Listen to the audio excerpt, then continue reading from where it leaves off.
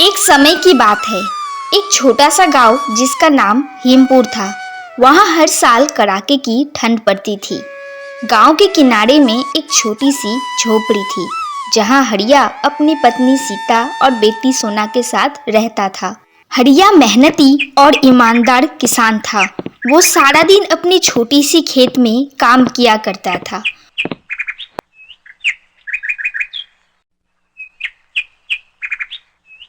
और उससे जो थोड़े मोड़े पैसे होते उसे वो अपना गुजारा करता था।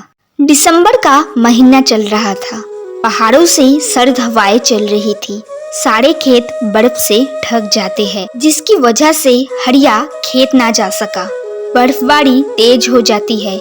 हरिया की झोपड़ी में एक फटी हुई रजाई के अलावा जलाने के लिए लकड़ियां भी नहीं थी। ये देख हरिया काफी दुखी हो जाता है। घर में बचे हुए कुछ सामान से सीता खाना बनाकर सोना को खिलाती है।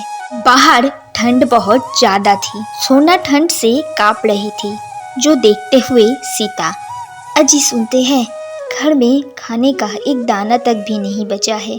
आज तो मैंने जैसी तैसी सोना को खाना खिला दिया, लेकिन कल हम क्या करेंगे? ठंड भी बहुत तेज है। घर में फटी हुई रजाई के अलावा कुछ भी नहीं है।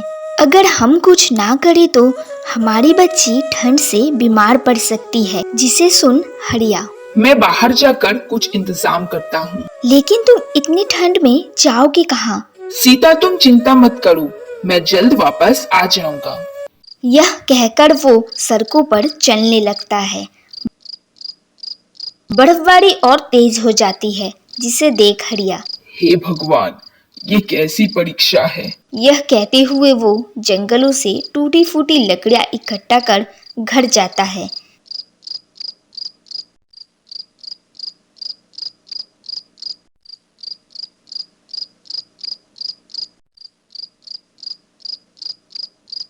घर आकर वो लकड़ियां सीता को देता है। लकड़ियां जलाकर वो तीनों रात जैसे तैसे गुजारते हैं। सुबह होती है। हरिया काम की तलाश में बाहर निकलता है, लेकिन उसे कोई भी काम देने के लिए तैयार न था। भाई, तुम्हारे घर पे क्या कोई काम है? मेरी बच्ची भूखी है। इस ठंड में हमारे घर पे जलाने के लिए लकड़ियां तक नहीं है।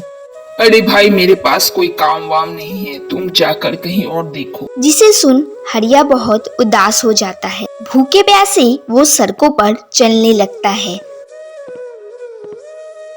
सामने थी एक छोटी सी चाय की दुकान, लेकिन हरिया के पास चाय पीने के भी पैसे नहीं थे। भूख और ठंड से उसमें चलने की और ताकत नहीं बचती है। वह वही किनारे पर बैठ जाता है। तभी वहां चाय की दुकान पर बैठे हुए रतन की उस पर नजर पड़ती है। रतन, अरे भाई, कौन हो तुम? वहाँ बैठे क्या कर रहे हो?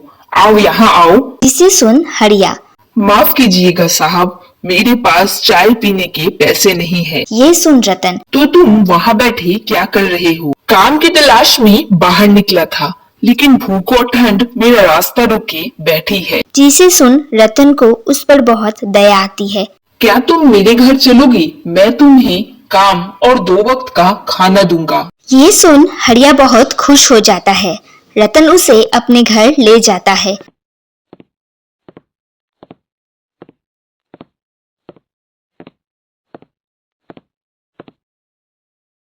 उसे खाना देता है और उसे काम के बारे में बताता है। खाना खाकर हरिया सारा दिन घर के साफ सफाई में लगा रहता है।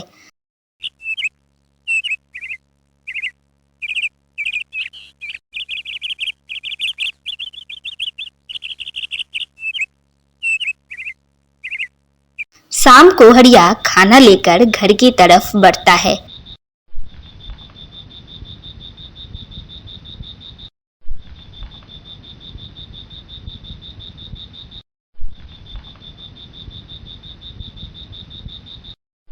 तभी उसकी नजर पड़ती है उसके खेत के विशाल बरगद के पेड़ के ऊपर, जिसे देख उसने मन ही मन सोचा, अगर मैं इस पेड़ को अपना घर बना लूं, तो शायद मेरा परिवार इस ठंड से बच सकता है। यह सोचते सोचते वो सड़कों पर चलने लगता है। घर आकर हरिया सीता को खाने का थैला देता है और उसे पेड़ घर बनाने के बारे में बताता है। जिसे सुन सीता, क्या ये संभव है? हरिया। हाँ सीता, अगर हम चाहे तो कुछ भी असंभव नहीं। रात को तीनों मिल खाना खाते हैं। खाना खाते हुए सोना। पापा, बहुत ठंड है, मेरे हाथ तो जम गए हैं। क्या इस ठंड राक्षस से कोई हमारी रक्षा करेगा? जिसे सुन हरिया। हाँ सोना, प्रकृति काफी विशाल और दयालु है, जिसके आगे इस राक्षस की क्या मजाल। अब इस राक्षस से प्रकृति हमारी रक्षा करेगी। सुबह होते ही हरिया काम पर जाता है। अपना सारा काम जल्द निपटाकर पेड़ घर बनाने में जुट जाता है। ठंड में उसके हाथ जम जाते हैं, हाथों पर छाले पड़ जाते हैं, लेकिन वो नहीं रुकता। ऐसे करते हुए 1 महीना बीत जाता है। देखते ही देखते उसका पेड़ घर तैयार हो जाता है, जिसे देख वे काफी खुश होते हैं। सोना। पापा, ये घर तो बहुत ही सुंदर और मजेदार का है, बिल्कुल जादू वाली कहानी जैसा। जिसे सुन सीता।